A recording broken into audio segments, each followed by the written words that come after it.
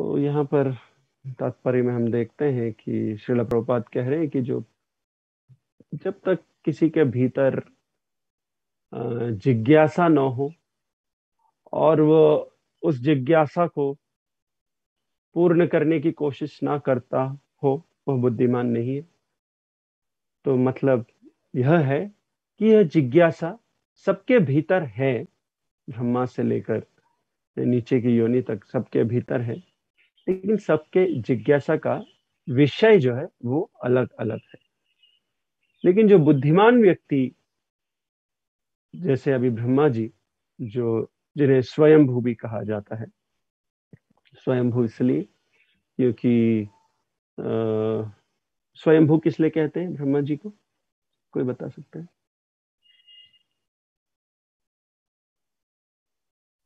प्रभु जी, born without parents. Born without parents नहीं, born without mother. Yes, born without mother, born out of father. This is स्वयंभू. Okay, that means without, इस जगत में एक माता के गर्भ के सहायता के बगैर कोई भी जीव, कोई भी प्राणी प्रकट नहीं हो सकता। लेकिन ब्रह्मा जी यहाँ पर भगवान के नाभि के ऊपर से जो कमल फूट कर निकला उसके ऊपर प्रकट हुए, यानी कि डायरेक्ट फ्रॉम द फादर। इसलिए स्वयंभू कहते हैं ब्रह्मा जी को, आत्मभू भी कहते हैं। इस तरह कई प्रकार के नाम है ब्रह्मा जी के। आत्मभू इसलिए भगवान के अंतरात्मा से ही प्रकट हुए हैं ब्रह्मा जी, यानी कि बिना किसी माता के सहायता के बगैर, इसलिए ब्रह्मा जी को स्वयंभू कहते हैं। ब्रह्मा जी जब प्रकट हुए, उन्हें सभी की तरह, जैसे हम लोग जब अपने माता के गर्भ से निकलते हैं, हमें कुछ पता नहीं रहता है। जैसे हम बाहर आते हैं, इस भौतिक जगत में आते हैं, तो हमें यह तक नहीं पता रहता है कि हमारा भोजन किधर है। तो माता बच्चे को, शिशु को अपने स्तन के पास ले जाती है, तो बच्चे को पता रहता है कि अच्छा यहाँ मेरा खाना है। तो यानी कि हम सोच सकते हैं कि हमें कुछ पता नहीं रहता है। इसलिए यहाँ पर श्रील प्रभुपाद लिखते हैं कि जब इग्नोरेंस, पहले ही वाक्य में ब्रह्मा जी ने अपनी अनभिज्ञता मतलब इग्नोरेंस, इसको जो इंग्लिश में कहते हैं, वे समझ नहीं पा रहे थे कि मेरे जीवन का उद्देश्य क्या है, मैं कौन हूँ, मैं कहाँ से आया हूँ। ठीक उसी प्रकार जैसे कोई बच्चा माता के गर्भ से प्रकट होके आता हो, तो उसे कुछ पता नहीं, उसे सहायता की आवश्यकता रहती है। तो अभी तो यहाँ माता नहीं है ब्रह्मा जी के पास, है कि नहीं? हमने देखा, इसलिए ब्रह्मा जी को स्वयं अभी माता नहीं है। माता बड़ी बड़ा ही माता का जो प्यार रहता है, स्नेह रहता है, वो पिता के कंपैरेटिवली बहुत अधिक रहता है। वास्तव में देखा जाए तो ये नेचुरल प्रोपेंसिटी है उनके भीतर। ऐसा प्रेम अपने शिशु के लिए रहता है जो कंपेयर नहीं किया जा सकता। तो उसी प्रकार, लेकिन अभी यहाँ क्या है, इश्यू क्या है, यहाँ पर ब्रह्मा जी की माता नहीं है। माता है, लक्ष्मी जी वहां बैठी है, ऐसा नहीं है कि माता नहीं है। लेकिन अभी जो है, ब्रह्मा जी अपने आप कमल से प्रकट हुए हैं और उन्हें नहीं पता कि उनके माता पिता कौन है, वो कहाँ से आए हैं और उनके जीवन का लक्ष्य क्या है, उद्देश्य क्या है, ये सब उन्हें नहीं मालूम। तो इसके बाद ब्रह्मा जी कोशिश कर रहे हैं, और जो व्यक्ति कोशिश नहीं करता है यह पता करने का, तो वो जड़ समान है, वह जानवर के भांति है। जैसे शास्त्रों में कहा गया है कि जन्मना जायते शूद्र।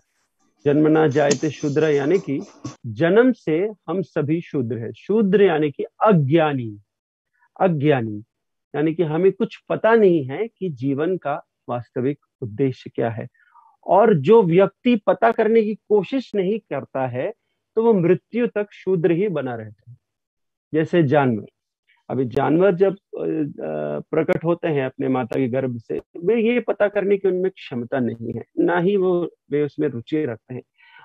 उनका केवल एक ही उत्साह रहता है जीवन में, खाना पीना, आहार, निद्र, भय एवं मैथुन, बस इतना ही उनके जीवन में बस यही लक्ष्य है। ये अगर पूरा हो जाए, ये जो जीवन के जो बेसिक नीड्स है, ये अगर पूरी हो जाए तो वे संतृप्त हो जाते हैं। कोई संतृप्ति नहीं है, उसके लिए भी उन्हें बहुत प्रयास करना पड़ता है। कोई भी आपके मुख में लाकर भोजन नहीं डालेगा, हमें उसके लिए काम करना पड़ता है। लेकिन उनका बुद्धि जो है बहुत जड़ रूप में है, बहुत मंद है, इसलिए समझ नहीं पाते हैं कि क्या मैं खाने पीने रहने खाने के लिए यहाँ पर आया हूँ, इसके अलावा क्या मेरा कोई उद्देश्य हो सकता है। सब लोग यही कर रहे हैं, सारे प्रकार के जानवर यही कर रहे हैं। अगर सब लोग यही कर रहे हैं तो अलग अलग शरीर क्यों दिया है प्रकृति ने हमें? अगर सभी को एक ही कार्य करना है तो अलग अलग शरीर क्यों चाहिए, है कि नहीं? जैसे किसी ऑफिस में सभी को अगर चपरासी का ही काम करना है तो मैनेजर, ट्रेजरर, सीईओ, सीओओ, ये सब पोस्ट की जरूरत क्या है कि नहीं? तो प्रकृति में अगर अलग अलग शरीर है तो अलग अलग उद्देश्य होंगे। ये हमें समझना बड़ा आसान है। जैसे किसी ऑफिस में, जैसे मैंने बताया, अलग अलग पोस्ट है, अलग अलग कार्य है। तो अगर सारे पोस्ट में हमको एक ही काम करना है, अगर प्यून बन के और मैनेजर बन के, ट्रेजरर बन के, एडिशनल जीएम बन के, सीईओ बन के हमें झाड़ू पोछा ही करना है, तो फिर इस सब पोस्ट की क्या जरूरत है कि नहीं? तो उसी प्रकार अगर प्रकृति ने अलग अलग प्रकार के शरीर, अलग अलग प्रकार की इंद्रियां दिए हैं, तो इसका कोई उद्देश्य होगा जो ये जानने की कोशिश नहीं कर रहा है। जैसे हमारे पास ये हाथ है, ये हाथ, ऐसा हाथ किसी के पास नहीं है कि नहीं? यानी कि आप किसी भी जानवर के पास देख लीजिए, हम इससे किताब के पन्ने ऐसे खोल सकते हैं एक एक करके, भागवतम के, वो नहीं खोल सकते। तो वो पढ़ेंगे कैसे? ऐसे कान किसी के पास नहीं है, ऐसी बुद्धि किसी के पास नहीं है जो इन अक्षरों को समझ सके, जो भगवान के अनंत गुणों का वर्णन करती है। तो ये जो शरीर दिया है, दो हाथ दो पैर वाले ये जो शरीर है हमारे पास, ये बहुत ही अति उत्तम है, सबसे उत्तम। इस शरीर में ऐसी प्रयास के साथ ऐसी वस्तुएं हम संपन्न कर सकते हैं जो किसी और शरीर में संभव नहीं है। और इस शरीर में आकर जो ऐसा नहीं करता हो, इस प्रकार का जिज्ञासा नहीं करता हो, जैसे कि ब्रह्मा जी यहाँ कर रहे हैं कि मैं कौन हूँ, मैं कहाँ से आया हूँ, मेरे जीवन का उद्देश्य क्या है, इसको ब्रह्म जिज्ञासा कहते हैं। ब्रह्मा जी से ही ये प्रारंभ हुआ है। इसको ब्रह्म जिज्ञासा कहते हैं। ब्रह्म का अर्थ जीव।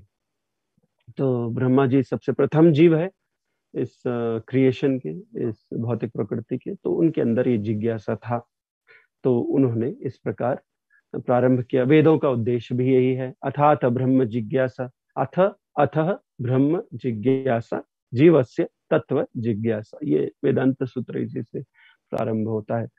तो इस प्रकार जो जिज्ञासा नहीं करता है वो जीवन भर शूद्र बना रहता है। तो इसलिए शास्त्रों में कहा गया है, जन्मना जायते शूद्रा, जन्म से सभी अज्ञानी है, सभी शूद्र है। तो अभी शूद्र का मतलब तो हमें समझ में आ गया। इससे अगर हमें आगे बढ़ना है तो हमें क्या करना पड़ेगा? संस्कारात भवेत द्विज।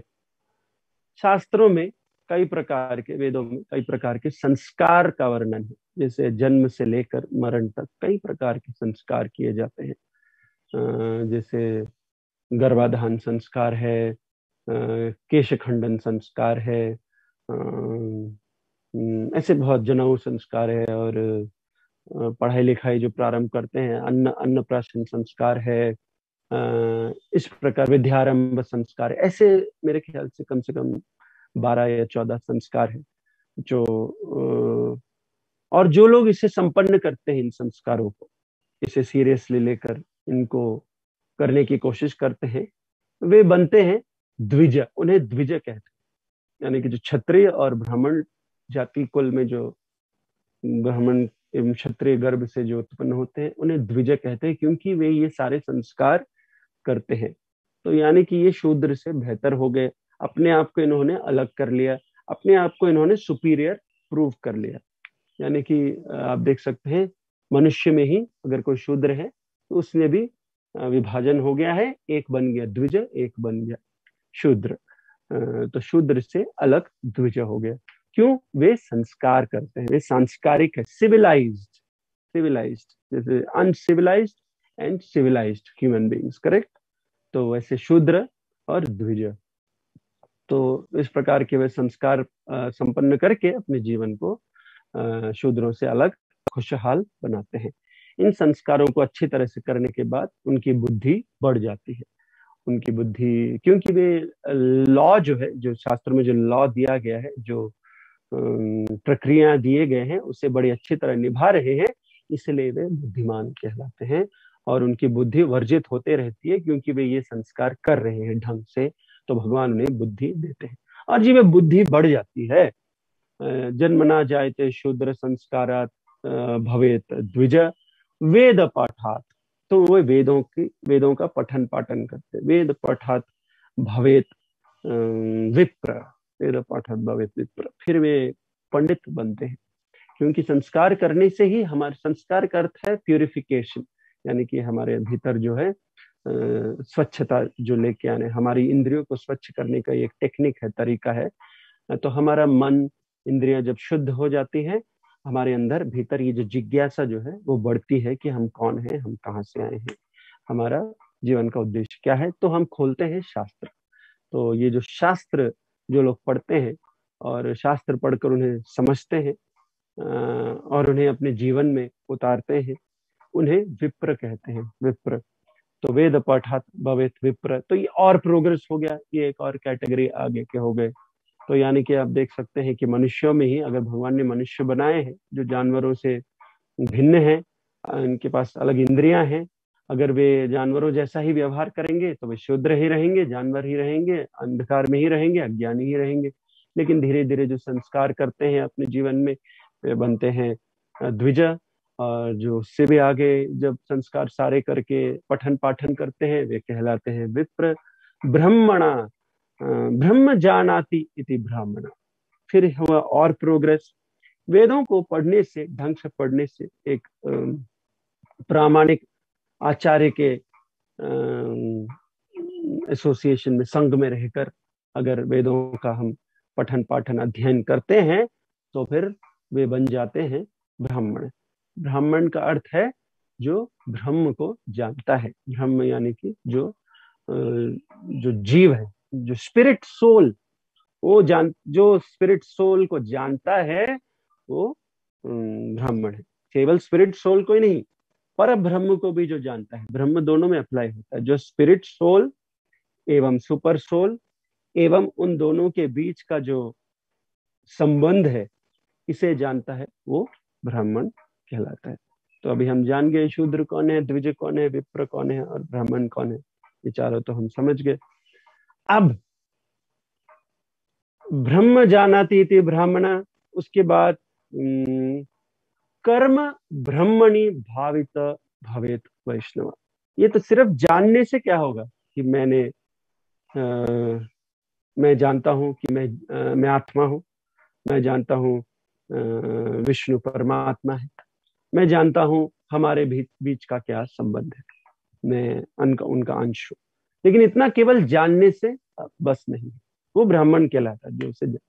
लेकिन वैष्णव कौन है? कर्म ब्रह्मणि भावित, जो अपने सारे कार्य जो है, यानी कि जो इंद्रियां उसे प्राप्त है, उस इंद्रियों को जो भगवान की सेवा में लगाता है, वो वैष्णव कहलाता है। तो सबसे उत्तम जो है वो वैष्णव है। तो फिलहाल ब्रह्मा जी कमल के ऊपर बैठे हैं और जिज्ञासा कर रहे हैं। अभी उनको वैष्णव बनाना है, ये प्रक्रिया प्रारंभ हो गई। इससे यानी कि इसी प्रकार हम उत्तम श्रेणी तक पहुंच सकते हैं, भले वो कोई भी हो, ब्रह्मा हो या फिर नीचे के स्तर तक कोई भी इंसान हो, शूद्र जो अपने माता के गर्भ से प्रकट हुआ। लेकिन ये संभव केवल ये मनुष्य जीवन में। अगर इसे हम व्यर्थ कर देंगे आहार निद्रा भय मैथुन में केवल वही करके, तो प्रकृति देखेगी कि इसने, इस फलाना जीव ने अपने अति उत्तम मनुष्य श्रेणी को जो है नष्ट कर दिया है, इससे निचले श्रेणी में भेज दिया जाएगा। अधो गच्छन्ति तामस, क्योंकि ये तामसिक व्यवहार कर रहा है। ये जो ब्रह्मा जी यहाँ करने की कोशिश कर रहे हैं, ये सात्विक व्यवहार, अधो गच्छन्ति, इससे हम ऊपर की ओर जाएंगे। तो ब्रह्मा जी अभी जो तपस्या करेंगे। थोड़े आगे जाकर आप देखेंगे कि ब्रह्मा जी को तपस्या करने का उद्देश्य प्राप्त होता है आकाशवाणी से, और वहां से ब्रह्मा जी तपस्या करते हैं। अपने आयु के पूरे 100 वर्ष वे तपस्या करते हैं, मतलब एक सारा जीवन उन्होंने तपस्या में निकाल दी। ब्रह्मा जी के 100 वर्ष हमारे 100 वर्ष के तरह नहीं है। हालांकि हर जीव का जो आयु है 100 वर्ष ही है, लेकिन उस 100 वर्ष का कैलकुलेशन जो है वो अलग अलग है। यानी कि ब्रह्मा जी का, जैसे कि हम लोग सब जानते हैं, ब्रह्मा जी के जीवन की क्या आयु है, कोई बता सकता है?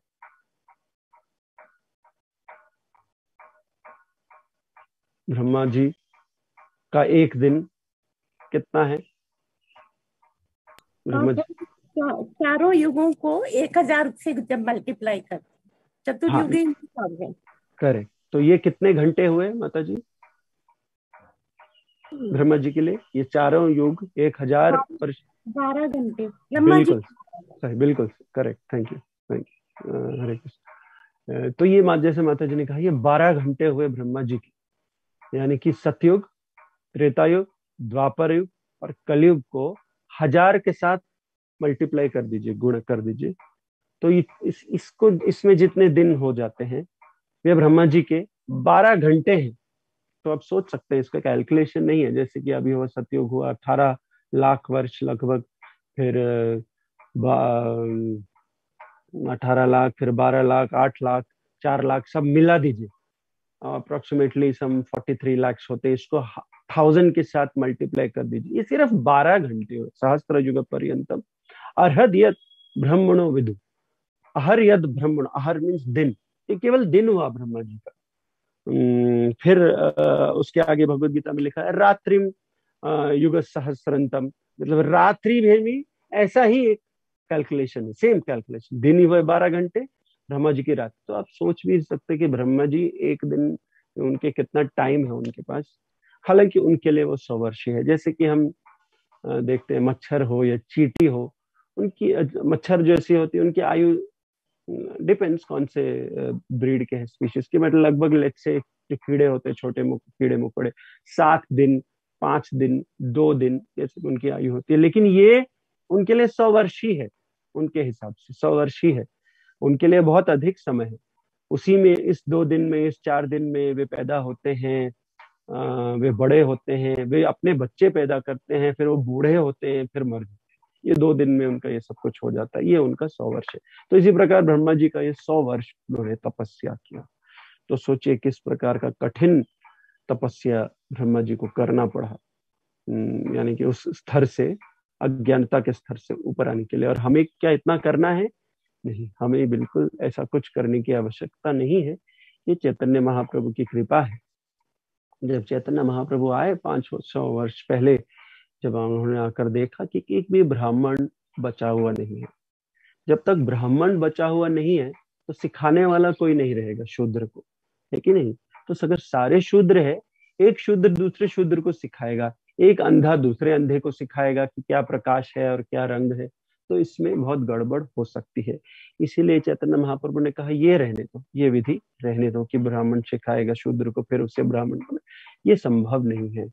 तो क्योंकि एक भी ब्राह्मण है नहीं तो सिखाएगा कौन? इसलिए अनपढ़ अनपढ़ को सिखाता है। आजकल के टेक्स्ट बुक्स बच्चों के हो या न्यूज हो या पॉलिटिक्स, आप देखेंगे सब उथल पुथल है, क्योंकि एक शूद्र दूसरे शूद्र को सिखा रहा है, एक चोर दूसरे चोर को सिखा रहा है, एक अंधा दूसरे अंधे को सिखा रहा है क्या सही है क्या गलत है।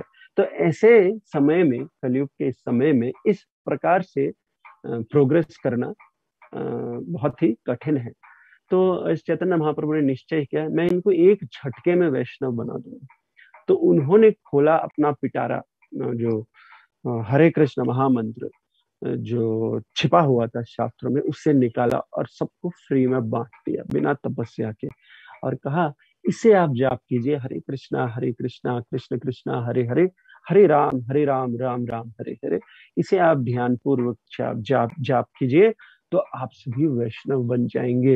यानी कि आप सभी को भी वही स्तर प्राप्त होगा जो अभी ब्रह्मा जी यहाँ कोशिश करके, तपस्या करके प्राप्त करने की का प्रयत्न कर रहे हैं। तो जस्ट आप सोच सकते हैं कि चैतन्य महाप्रभु की क्या कृपा है हम पर, और वो किस प्रकार से हमें ऊपर की ओर ले जाने की, हमारे स्थिर को, हमारे श्रेणी को बढ़ाकर एक झटके में वैष्णव बनाकर हमें वापस ले जाने का प्रयत्न कर रहे हैं। सभी लोग यहाँ से, ब्रह्मा जी से लेके नीचे तक के जितने भी योनि है, सभी लोग ऊपर जाने की ही कोशिश कर रहे हैं। कोई नीचे जाना नहीं चाहेगा। मान लीजिए हम एक मैनेजर पोस्ट पे काम कर रहे हैं और बहुत बड़े बिल्डिंग में रहते हैं, अगर अचानक से हमको बोला गया कि आप कल से पियोन हैं और हमको चपरासी का काम करना है और झोपड़पट्टी में रहना है, ऐसा तो हमें अच्छा नहीं लगेगा। हमें हमेशा ऊपर जाने की कोशिश करना चाहिए। तो ब्रह्मा जी से लेकर सभी लोग ऊपर जाने की ही कोशिश कर रहे हैं, और उसके अलग अलग विधि विधान है। तो चैतन्य महाप्रभु की कृपा हम पर इतनी अधिक है तो उन्होंने कहा आप बस ये जाप कीजिए, क्योंकि इसमें मैंने सारी शक्तियां डाल दी है इन नामों में, इस महामंत्र के नामों में।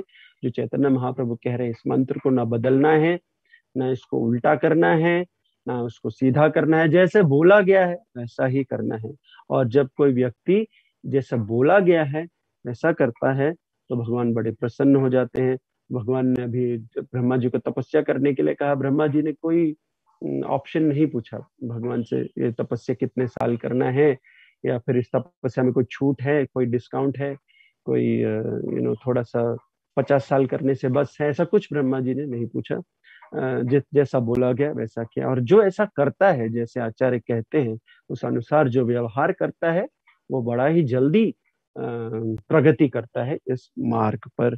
तो इस प्रकार से ब्रह्मा जी प्रगति करने की कोशिश कर रहे हैं, और उस प्रगति का आधार है कि मैं कौन हूं, मेरा जीवन का उद्देश्य क्या है।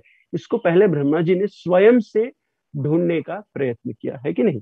जैसे साइंटिस्ट, हमारे साइंटिस्ट क्या कर रहे हैं, थोड़े सा माइक्रोस्कोप, थोड़ा सा सैटेलाइट, थोड़ा सा स्पेसक्राफ्ट बना लिया, और उन्हें लगता है कि अभी इससे अधिक कुछ जानने की आवश्यकता नहीं है हमें जीवन में, इसलिए वे भगवान के शरणागत नहीं होना चाहते हैं, वे स्वयं से ढूंढना चाहते हैं। वे भी यही जिज्ञासा कर रहे हैं, वो भी बुद्धिमान है, इसमें कोई शक नहीं है।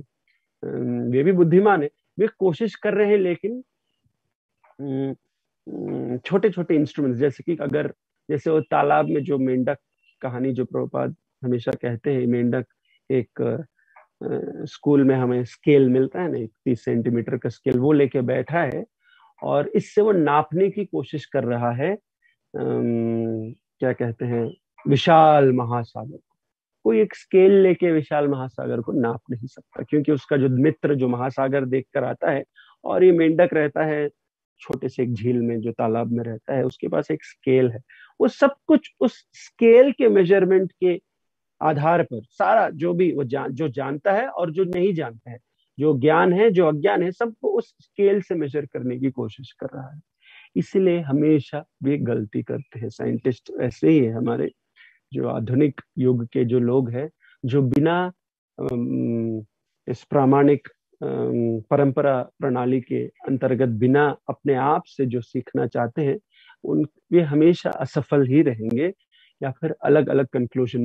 मनोरथे नास्ति धावती बही, अपने मनोरथ से जो काम करते हैं वे सदैव भगवान के इल्यूजनरी एनर्जी, माया के प्रभाव से अक्सर मात खा जाते हैं।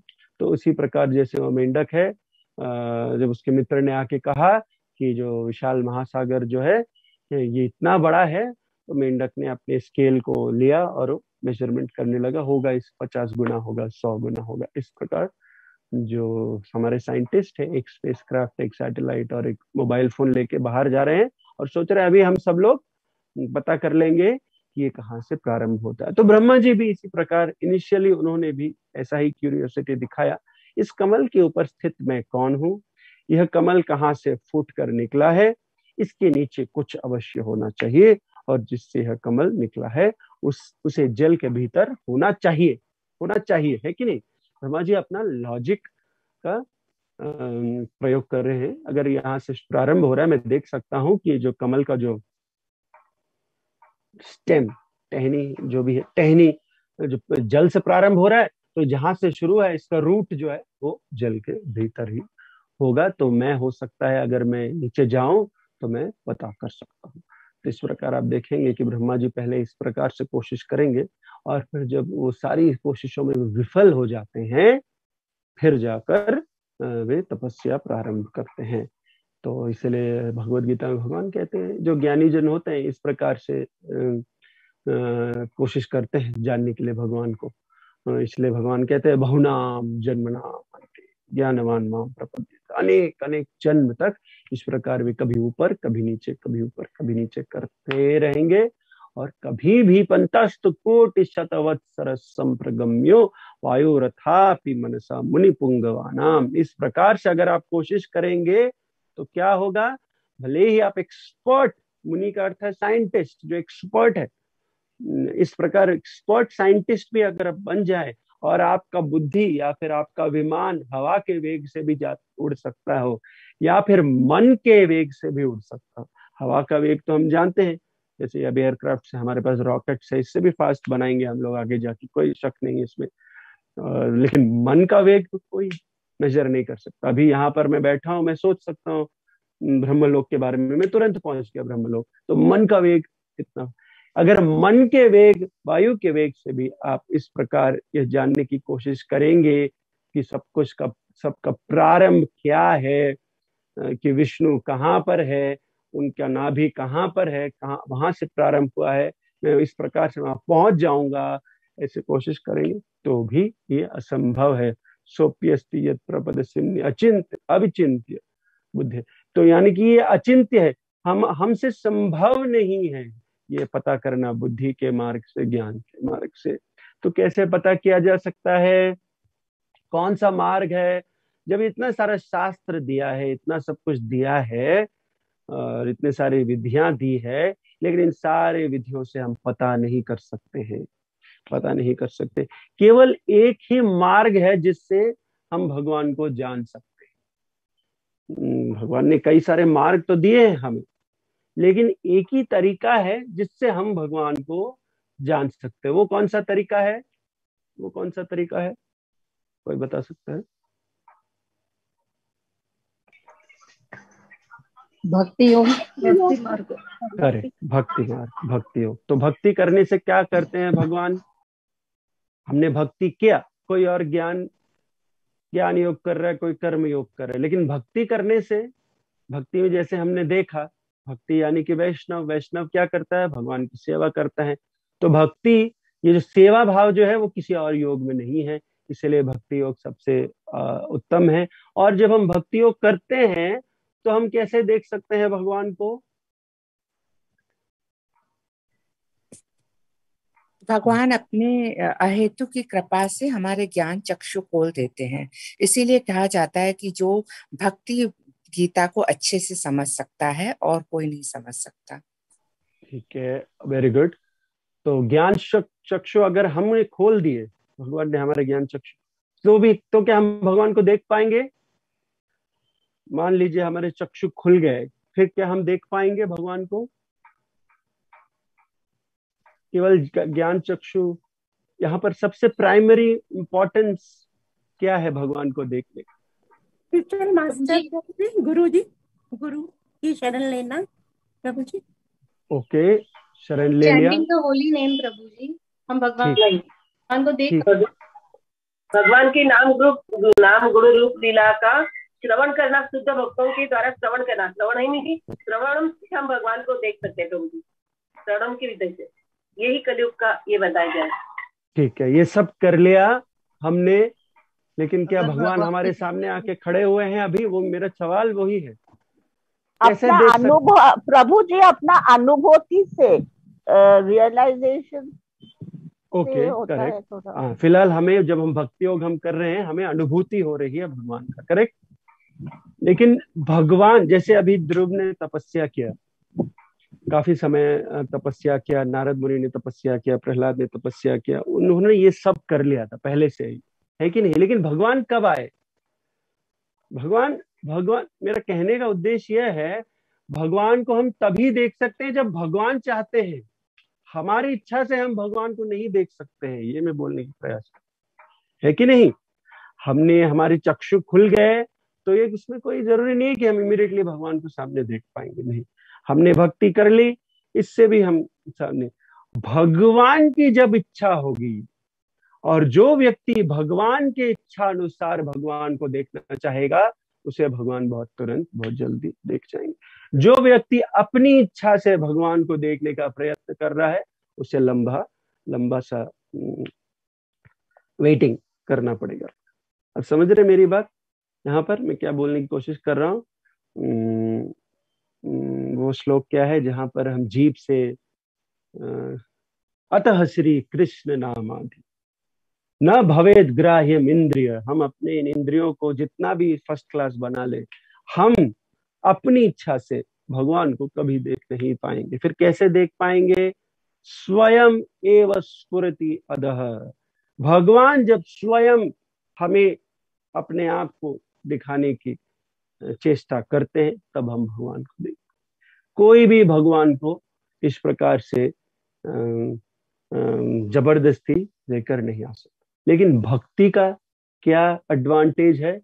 भक्ति के माध्यम से हम भगवान का आकर्षण जो है अपनी ओर खींचते हैं। भगवान को इस प्रकार हम इंटिमेशन देते हैं कि हमें आपसे बहुत अधिक प्रेम है, हम आपके दर्शन प्राप्त करना चाहते हैं। और ये जो बात है भगवान तक बड़ी आसानी से पहुंच जाती है। तो भगवान जिस प्रकार से हम भगवान को देखने की कोशिश या फिर इच्छा रखते हैं उसी प्रकार का इच्छा भगवान के भीतर भी है। और जब भगवान देखते हैं कि ये जो व्यक्ति है, ये जो भक्त है मेरा, वो मुझे देखना चाहता है, तो जिस वेग से हम भगवान की ओर बढ़ने की कोशिश कर रहे हैं उसके दुगने वेग से भगवान हमारी ओर आते हैं। तो इस प्रकार से कहने का तात्पर्य यह है, भगवान जो है, भगवान को कोई जबरदस्ती कोई नहीं कर सकता। तो हमें क्या करना है? प्रयास, हमें प्रयास करते रहना है। जैसे अभी ब्रह्मा जी प्रयास करते रहेंगे और भगवान अपने आप को रिवील करेंगे। This revelation, this is not revelation, हमारे पास अनुभूति है अभी फिलहाल। जब हम भक्ति करते हैं हम भगवान को अनुभूति के माध्यम से देखते हैं। जैसे कि माता जी ने कहा, बहुत सही कहा, अगर कोई आपसे पूछता है क्या आपने भगवान को देखा है, आपने इतने आप लोग इतना भक्ति करते हैं, इतना चैंटिंग करते हैं, भगवान कभी आपके सामने आके खड़े हुए? हमने देखा है अपने अनुभूति के माध्यम से, हमारे चक्षुएं खुल चुके हैं, हम अनुभूति के माध्यम से भगवान को देख रहे। लेकिन जब भगवान की इच्छा होगी और उस इच्छा के हम अधीन है, भगवान की इच्छा के हम प्रेम करते हैं, हम जबरदस्ती नहीं करेंगे भगवान।